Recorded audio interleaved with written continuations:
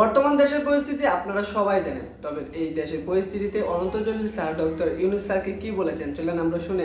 আমাদের প্রধান উপদেষ্টা জনাব ডক্টর ইউনূস সাহেব 12%, 13%, 14% রেমিটেন্স আসার কারণে বাংলাদেশে এই রেমিটেন্স যোদ্ধাদেরকে যে সম্মান দিয়েছে, এয়ারপোর্টে আলাদা তাদের বাসস্থান করেছে যে তারা এসে রেস্ট করতে পারে, হোটেলের মতো করে আত্মীয় স্বজন এসে থাকতে পারে, এয়ারপোর্টে তাদেরকে সার্ভিস দিতে হবে, এত ব্যবস্থা করেছে। যারা 84% বাংলাদেশে রেমিটেন্স আনে তাদের জন্য কি করেছে? আমি এটা জোর হাতে রিকোয়েস্ট করছি আমাদের মাননীয় প্রধান উপদেষ্টার কাছে এবং যত উপদেষ্টা আছেন তাদের কাছে, আপনারা আমাদের জন্য কি করেছেন? যারা 84% রেমিটেন্স আনে বাংলাদেশে তাদের জন্য আপনারা কি করেছেন?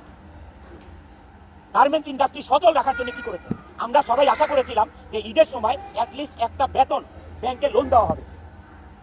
যে শ্রমিক ভাই বোনদেরকে আমরা কি করতে হবে দেখেন, মার্চ মাসে ফেব্রুয়ারির বেতন দিতে